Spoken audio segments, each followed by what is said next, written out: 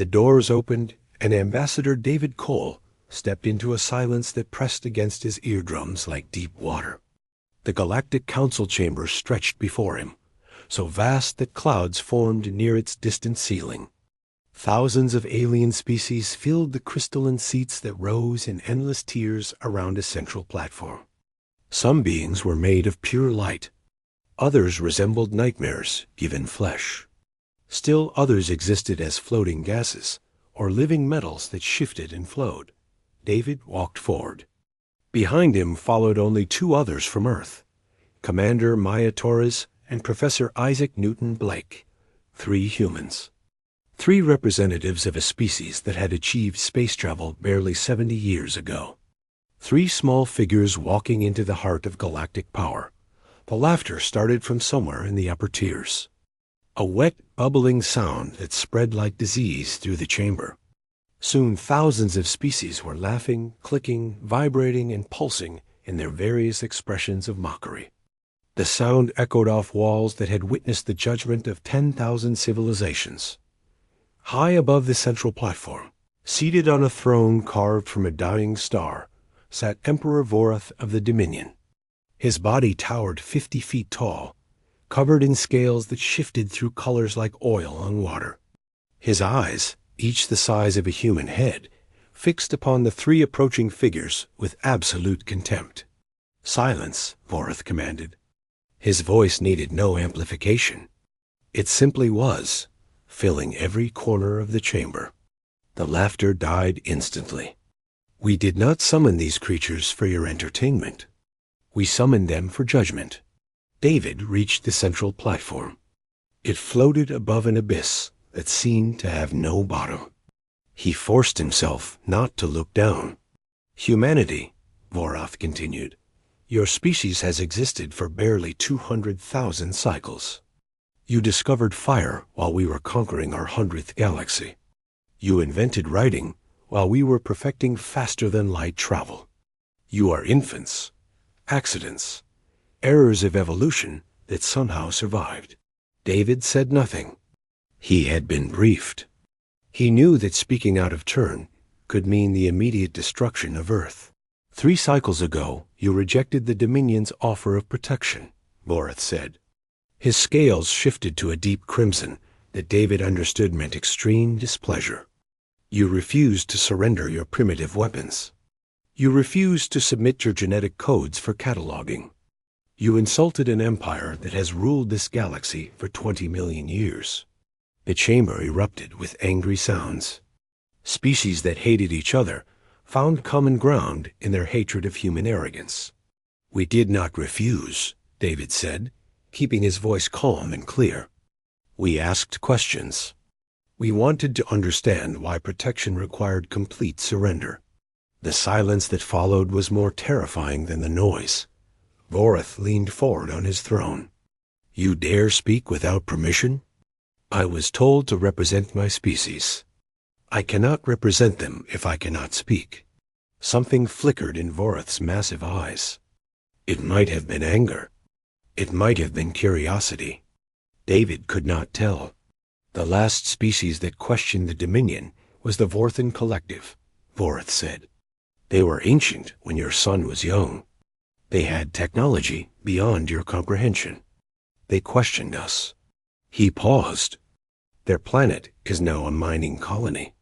Their people serve as maintenance workers in our waste processing facilities." Maya Torres shifted.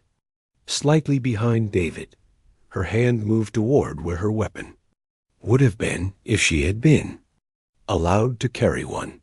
"The Dominion does not destroy questioning species," Vorath continued. "We test them first. We give them the chance to prove their worth.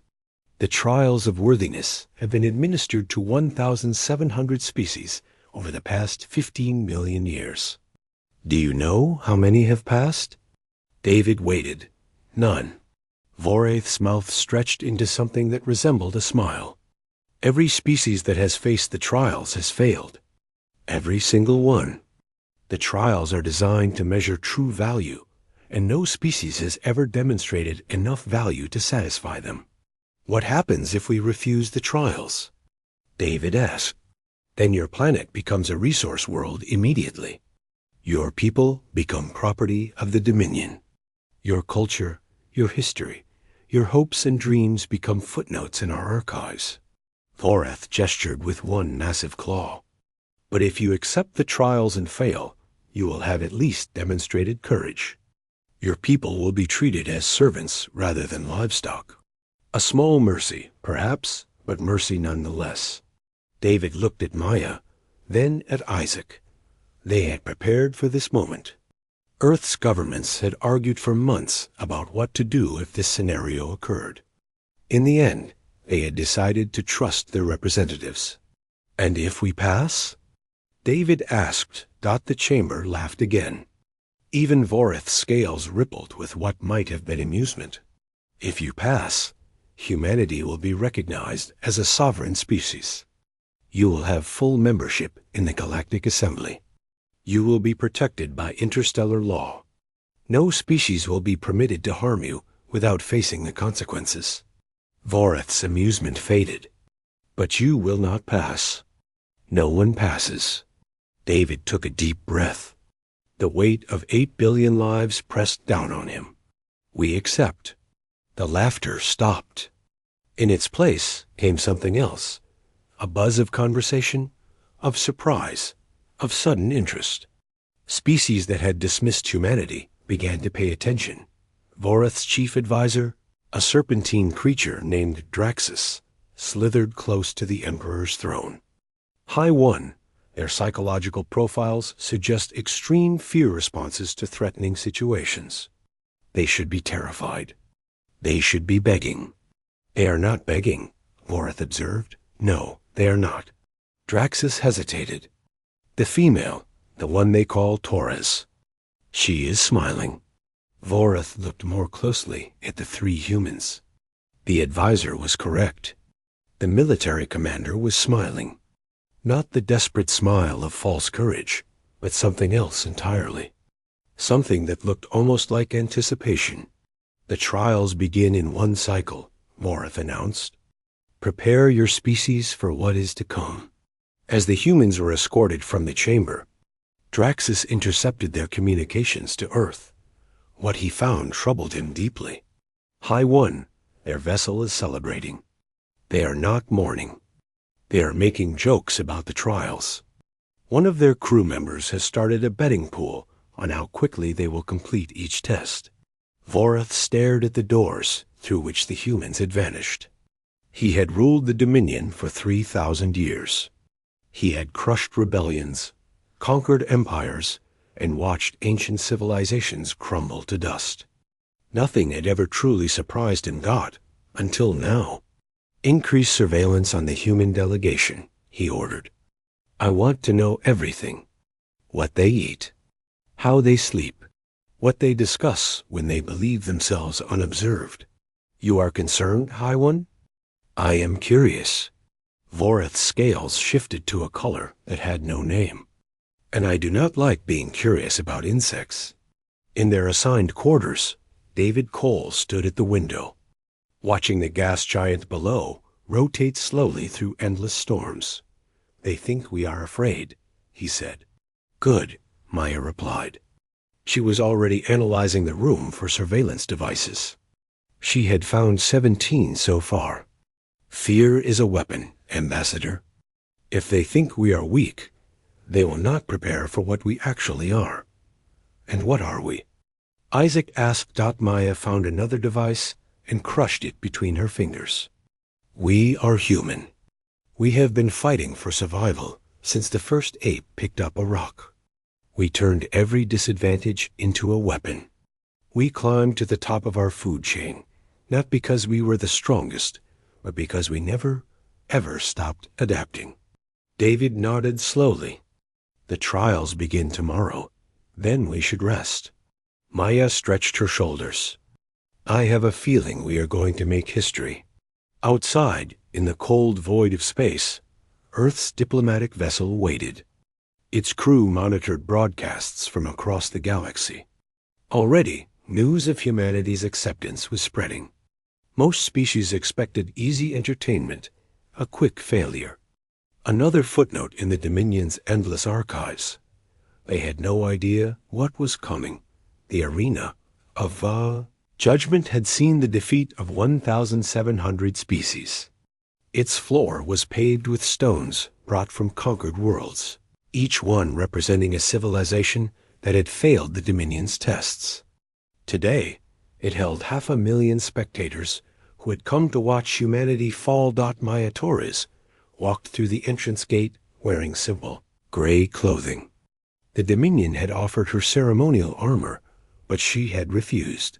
The armor was laced with tracking devices and subtle paralytic agents.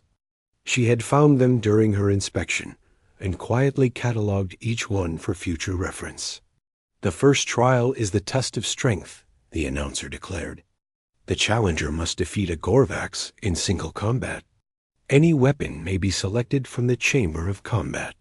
Maya walked past rows of energy blades, plasma cannons, gravity hammers, and weapons she could not even identify. She selected a single item, a thin cord of fiber wire, no thicker than a human hair, approximately 3 meters in length. The officials stared at her choice. "That is a restraint cable for transporting cargo." "It will serve," Maya replied. Laughter filled the arena as she emerged. The holographic screens showed her image magnified 1,000 times. A small, soft creature, armed with a piece of string. The bedding pools closed doubly, with odds of 10,000 to 1 against her survival. The Gorvax emerged from the opposite gate. It stood 14 feet tall. Its body was covered in bone plates that could withstand direct plasma fire. Its 4 arms ended in claws designed to tear through military-grade armor. Its 6 eyes tracked Maya with the cold focus of a predator that had never known defeat. The Gorvax had been engineered for one purpose: killing. Every aspect of its biology had been refined over millions of years. It was the perfect weapon, and it had never lost a single combat. "Begin," the announcer commanded. The Gorvax charged. The ground shook with each step. Its mouth opened in a roar that made the arena walls vibrate. Maya ran directly at it. The crowd fell silent. This was not the behavior of prey. Prey ran away. Prey tried to hide. This small human was running toward certain death at the last possible moment. Maya dropped to her knees and slid across the arena floor. The Gorvax's claws swept through the air where her head had been a fraction of a second earlier. She was already behind it, the fiber wire snapping out to wrap around its front left ankle. Maya used the wire to redirect her momentum, swinging herself beneath the massive creature's body. The Gorvax spun, confused. Its programming contained responses for every combat scenario ever recorded, but no species had ever tried to climb underneath it while it was attacking. Maya climbed the Gorvax's body like a spider ascending a wall. Every time a claw swept toward her, she had already moved. Every time the creature tried to scrape her off against the ground, she shifted to its opposite side. She used its own bulk as a shield against its own attacks. "What is she doing?" Draxus demanded from the observation platform. "We cannot determine," a tactical analyst replied. "Her movements do not correspond to any known combat form in our databases. She is using its programming against it," Emperor Vorath said slowly. He had risen from his throne to watch more closely. "The Gorvax is designed to attack enemies in front of it. It cannot process an enemy that refuses to stay in front." Maya reached the creature's neck. There was a small gap between 2 bone plates, the only vulnerable point on its body. The fiber wire wrapped around this gap, tight enough to cause pain, but not tight enough to kill. Then she spoke. Her voice, amplified by the arena's systems, reached every spectator. "Your perfect weapon has a flaw. You designed it to destroy. You optimized it for killing. But you never taught it to think. You never made it face something it could not predict." She pulled the wire slightly tighter. Humans have spent our entire existence fighting, not just other species, ourselves. We have invented and reinvented warfare 10,000 times. We turned every weakness into a strategy, every defeat into a lesson. The Gorvax thrashed wildly, abandoning its combat protocols. It slammed itself against the arena walls. It rolled on the ground. It did everything except the one thing that might dislodge her, staying calm and thinking. "I yield," Maya said. The Gorvax cannot continue combat without strangling itself. According to Dominion law, Section 17, subsection 4, a trial ends when one combatant is rendered incapable of continuing. The arena erupted with confusion. The announcer looked to the Emperor for guidance. Legal scholars scrambled to verify the claim. "She is correct," Draxus admitted after a long moment. "The human has won." "This is not possible," the Gorvax's handler protested. "The creature has never been defeated." "It has now," Vorath said. His voice carried no emotion, but his scales had turned a color that Draxus had never seen before. "The trial is complete. The human passes." Maya released the Gorvax and dropped to the ground. She walked toward the exit without looking back. The creature she had defeated remained where it stood, its 6 eyes following her with something that might have been confusion or respect. That night, the recordings spread across every network in the galaxy. A tiny human riding the undefeatable Gorvax like a beast of burden. Jokes appeared within hours. Memes within minutes. The Dominion's perfect weapon had been humiliated by a piece of string and a creature 1/10 its size. The second trial came 2 cycles later. The test of mind. Professor Isaac Newton. Blake entered the chamber of infinite calculations. This room held a quantum computing matrix that could generate mathematical and logical problems beyond the comprehension of ordinary minds. "Solve 3 problems within 1 time cycle," the announcer stated. Failure means failure of the trial. The first problem appeared. A multidimensional equation involving the interaction of 23 fundamental forces across 17 dimensions. Isaac studied the equation for 3 minutes. Then he said, "This problem has no solution." Silence filled the chamber. "Explain." Vorath commanded from the observation platform. "The equation assumes all 23 forces remain constant across all dimensional states. They do not. The equation is unsolvable because it is based on a false premise. The correct answer is to recognize that the question itself is flawed." The quantum matrix processed his response. Correct. The second problem was a logic puzzle. 5 species with competing survival requirements must all survive in a closed ecosystem. No matter how resources were allocated, at least one species would die. Isaac solved it by proposing genetic merger. 2 species could be combined into a hybrid that served both ecological roles. The 5 became 4. But all original species survived within the new form. Correct. The third problem was designed to be absolutely impossible. Calculate the optimal route for information to travel across the entire galaxy, accounting for all gravitational effects, dark matter, and spatial distortions. Isaac smiled. The optimal route is not to travel at all. He manipulated the display to show 2 points that appeared to be on opposite sides of the galaxy. Space is not flat. It folds. It curves. These 2 points look distant in your projection, but in actual space, they are adjacent. The route is 1 step through a natural spacefold. Travel time, 0. Correct. The chamber erupted with protests. 3 species demanded retrial. The mechanical collective accused the humans of cheating. 2 delegations walked out in disgust, but the results stood. The human had answered correctly. The trial was complete. Vorath watched the recordings of both trials 7 times that night.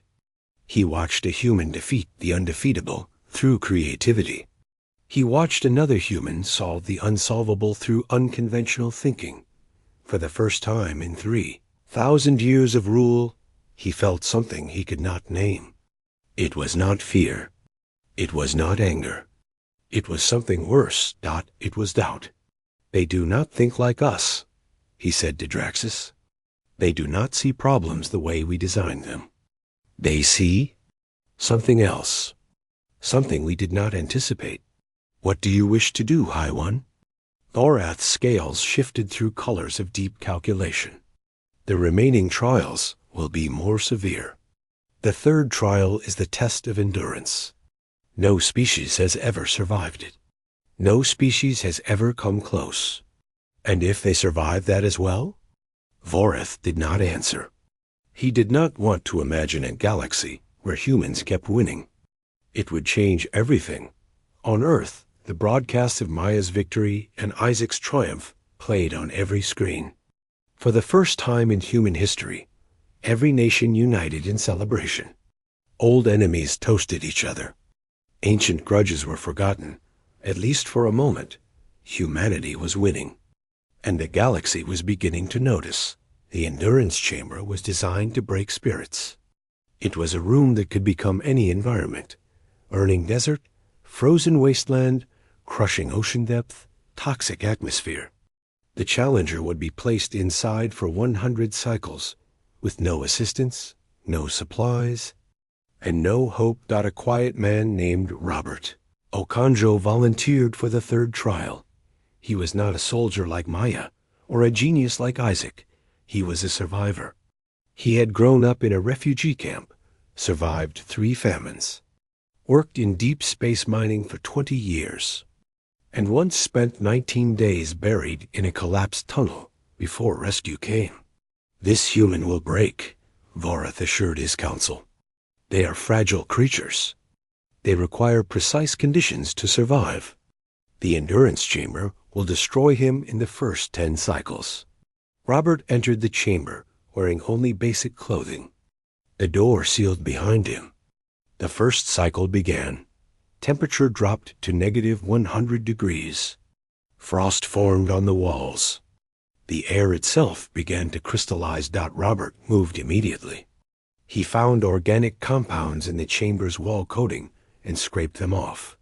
He gathered debris from the floor. Using friction and patience, he created fire. The Dominion had not thought to remove such primitive fuel sources. They had designed the chamber to test against advanced survival technology, not basic human ingenuity. The second cycle brought crushing pressure, equivalent to the deepest ocean trenches on Earth. Robert built a counter-pressure shelter using his own clothing and materials he had gathered. He wedged himself into a corner where structural supports reduced the pressure slightly. He breathed in shallow, controlled breaths. The 5th cycle introduced a neurotoxin designed to destroy higher brain function within. Minutes. Robert had prepared for this. Before the cycle began, he hyperventilated deliberately, reducing his blood oxygen to dangerous levels. This triggered a hibernation response that human bodies had evolved during ice ages. His heart slowed to 3 beats per minute. His brain activity dropped to near-death levels. The toxin filtered through his system, but found no active higher functions to damage. When the toxin cleared, he woke himself using a meditation technique that Himalayan monks had developed over centuries. Vorath watched the monitoring feeds with growing disbelief. How is he surviving? The toxin should have destroyed his cognitive abilities. He appears to have voluntarily shut down his brain function, Draxus reported. We have no record of any species capable of such self-induced hibernation. That is impossible. Apparently, it is not. The 10th cycle brought radiation levels that should have killed any biological organism within hours. Robert found reflective materials in the chamber's construction and created a crude shield. When the radiation penetrated his shelter, he positioned himself so that non-vital tissues absorbed the worst exposure. He would develop cancers eventually, but he would survive the cycle. By the 20th cycle, the Dominion engineers had exhausted their standard environmental attacks. They began improvising, combining multiple threats simultaneously. This was their fatal error. Improvisation was humanity's greatest strength. For 200,000 years, humans had faced unpredictable combinations of threats: disease and famine, war and natural disaster, environmental collapse, and social chaos. Robert had lived through scenarios that the Dominion engineers could barely imagine. The 30th cycle brought psychological warfare, complete sensory deprivation, designed to drive the mind into madness. Robert spent his isolation reciting poetry, solving mathematical problems in his head, and reliving memories of every person he had ever loved. The human mind, it turned out, could generate its own reality when external reality was removed. The 50th cycle brought the Dominion's secret weapon, an artificially generated hopelessness field that suppressed the brain chemistry responsible for motivation and will to live. Previous challengers had simply stopped trying, stopped moving, stopped breathing. Robert felt the hopelessness settle over him like a heavy blanket. Every thought turned to surrender. Every impulse pointed toward giving up. But Robert had felt hopelessness before. He had felt it when his parents died in the famine of 2089. He had felt it when his mining team was trapped underground. He had felt it every time the universe had tried to convince him that survival was not worth the effort. And every time he had answered the same way, not today. He crawled to the center of the chamber. He stood on shaking legs. He looked directly at the observation camera and said, in a voice barely above a whisper, "Is that all you have?" The Dominion engineers stared at their screens. Their instruments showed that Robert should be incapable of movement, incapable of speech, incapable of anything except passive acceptance of death. "The hopelessness field is functioning correctly," one engineer reported. "His brain chemistry shows complete suppression of positive neurotransmitters." Then why is he standing? No one had an answer. On the 99th cycle, Emperor Vorith made an unprecedented decision. He ordered the trial stopped early. "The human has demonstrated endurance beyond any species in our records," he announced to the council.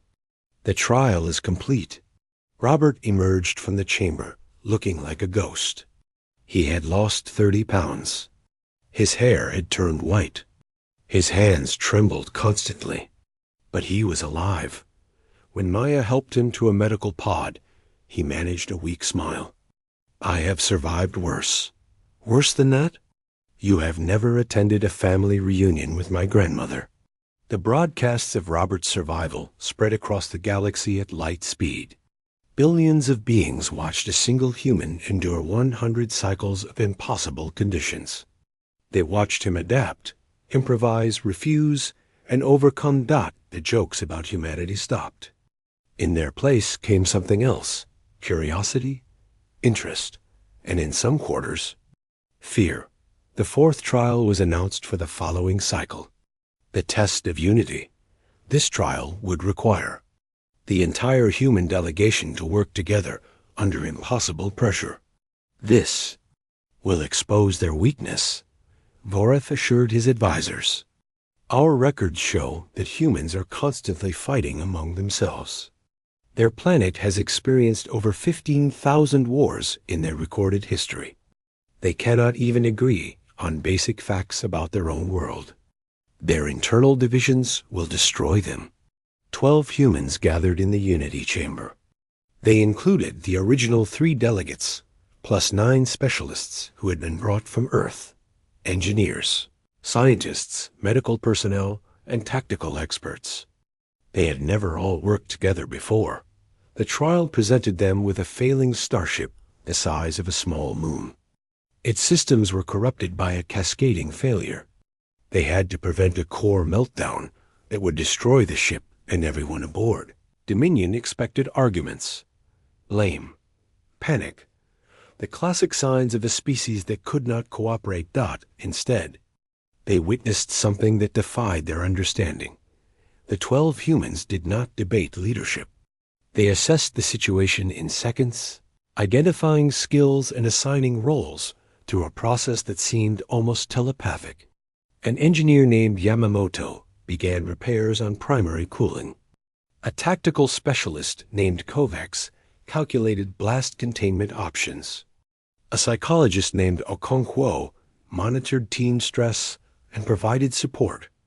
Exactly when needed, they communicated in fragments, half-sentences, gestures, glances. They anticipated each other's needs without verbal instruction. They are exchanging information below our translation threshold. Draxus reported urgently. We are missing significant communication channels. What channels? Their species has developed a form of communication that supplements spoken language, micro-expressions, body positioning, subtle vocal tones. They are sharing far more data than their words contain. The repair was completed in less than 1/10 of the allotted time. Borath watched the replay repeatedly. He watched humans who had never met before coordinate like a single organism. He watched a species that supposedly could not cooperate achieve perfect unity. We misread their history, he said finally. Their internal conflicts are not weakness. They are practice. A fight among themselves to become better at fighting together. Every war taught them new lessons about coordination. Every disaster forced them to develop better teamwork. The recordings of the Unity trial spread across every network. The galaxy watched 12 small creatures accomplish in minutes what should have taken hours.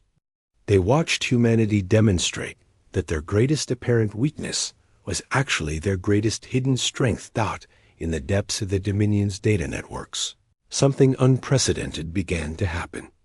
Young beings across the Empire started asking questions. Why had no one ever questioned the trials? Why had no one ever succeeded? What else had they been told that might not be true? The Empire's certainty, unquestioned for 20 million years, had begun to crack, and the humans still had 3 trials remaining. The 5th trial was designed to expose humanity's intellectual limits. It was called the Test of Creation, and it required the challenger to produce something genuinely new, something that had never existed in the Dominion's 20 million years of recorded history. The Dominion believed this trial would be impossible. Their archives contained every conceivable invention. Every technology, every design, every innovation had been explored, refined, and cataloged across countless civilizations. What could humans possibly create that had not already been created? Isaac Newton Blake entered the innovation chamber surrounded by raw materials and fabrication systems. The walls hummed with quantum processors ready to scan anything he produced against the complete database of galactic knowledge. You have 1 cycle to create something original, the judge announced. If your creation matches any existing patent or technology in our records, you fail. Isaac nodded. He had been preparing for this moment since he first learned about the trials. He did not build a weapon. He did not build a machine. He built a story. Using the fabrication systems, Isaac created a small device that projected a holographic narrative. The story featured a young Dominion, being who had always accepted the Empire's teachings without question. One day, this young being met an outsider who asked simple questions. Why do things have to be this way? Who decided the rules? What exists beyond what we have been shown? The story was not complex. It was not technologically impressive. It was simply a tale about curiosity, about the courage to doubt, about imagining alternatives to what seemed permanent. This is entertainment, the judge said with obvious contempt. This has no technological value.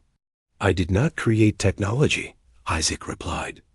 I created art, original art in a form your civilization abandoned 12 million years ago. Your archives contain every possible machine, every possible weapon, every possible tool. But you stopped creating new stories when you decided your culture had reached perfection. You stopped imagining alternative futures because you believed the Dominion was the only possible future. The quantum processors completed. Their scan dot no match found. You have created nothing useful, the judge protested. This is merely fiction, and yet it is original. The trial asked for innovation, not utility. Isaac smiled. But I believe you will find this story more useful than you expect. The Dominion broadcast the story across their networks as evidence of humanity's trivial creation. They expected viewers to laugh at the primitive entertainment dot. Instead, something unexpected happened. Beings across the Empire watched the simple tale and felt something they had not felt in millions of years. They felt doubt. They felt curiosity. They felt the dangerous possibility that things could be different.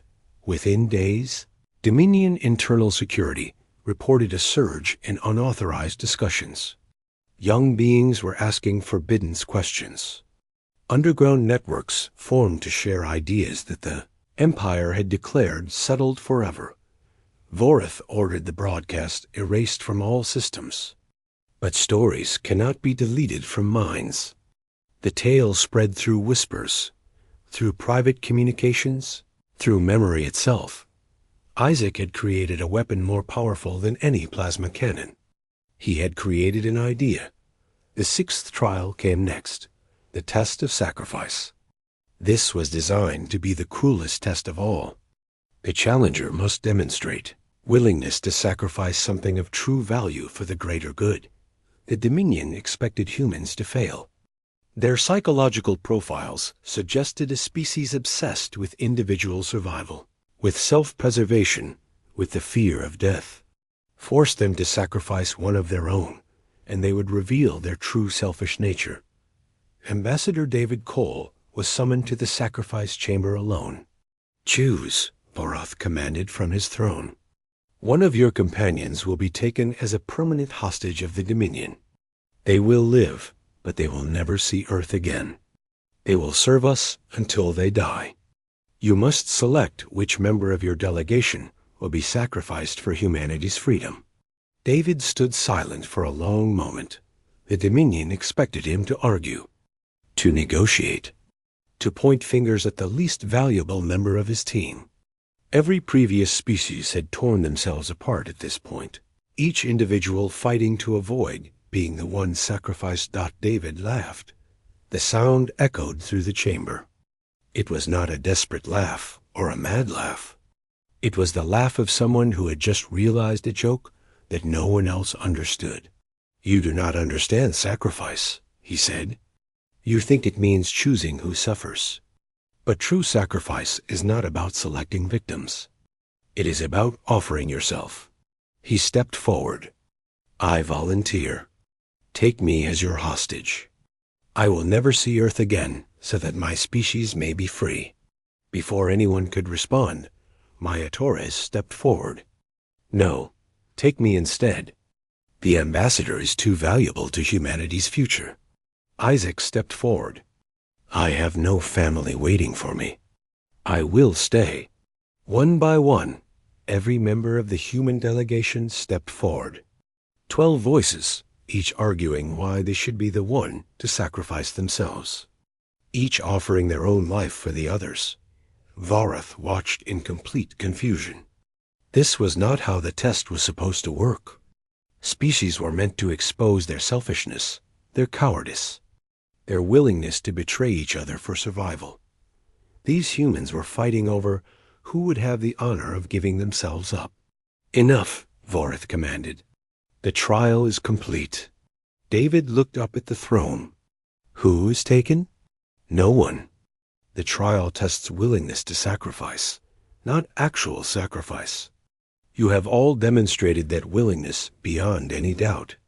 The condition is satisfied. That night, the recording spread across every network in the galaxy. Billions of beings watched 12 small creatures argue passionately for the right to sacrifice themselves for each other. Species that had lived under Dominion rule for millions of years watched something they had never imagined possible. They watched beings who valued each other more than they valued themselves. Cracks in the Dominion's certainty became fractures. Delegations that had been loyal for millions of years began expressing concerns. The crystalline hierarchy requested clarification of ancient agreements. The Nithorians asked whether the trials had ever been fair. The mechanical collective ran probability analyses and concluded that the Dominion's authority was no longer mathematically inevitable. Draxus approached Vorith's throne with reports of growing unrest across the Yaus. Empire, the humans have done something we did not anticipate, he said. They have not merely passed the trials. They have exposed the trials as flawed. Every species that watches their broadcasts asks the same question.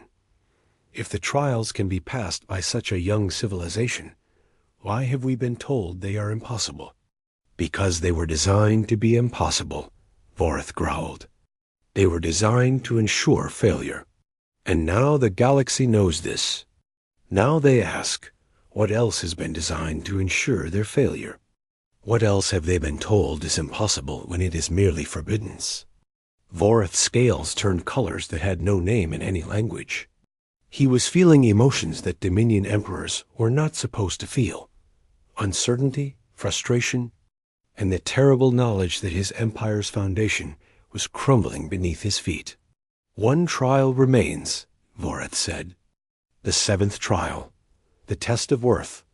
They must stand before the council and argue for their own existence. And if they pass, they will not pass. But even as Vorith said the words, he did not believe them. On the human vessel, the delegation gathered for what they knew would be their final preparation. Tomorrow, David Cole would stand before the Galactic Council and make the case for humanity's right to exist. No pressure, Maya said with a grim smile. Only the fate of 8 billion people, Isaac added. Nothing unusual. David looked at his team. They were exhausted. They had been pushed beyond every limit the Dominion could design. They had faced death, torment, and the weight of their species' future, and they were still standing. Tomorrow, I speak for humanity, David said. But tonight, I want you all to know something. Whatever happens, whatever the Council decides, we have already won something that cannot be taken away. What is that? We have proven that humanity is exactly what we always hoped we could be. Adaptable, creative, united, willing to sacrifice. The galaxy will remember us, no matter what they decide. Outside the viewport, the stars burned cold and eternal. Somewhere among them, Earth waited. 8 billion people held their breath, watching the broadcasts, hoping for news. Tomorrow, their ambassador would speak for all of them, and the galaxy would never be the same.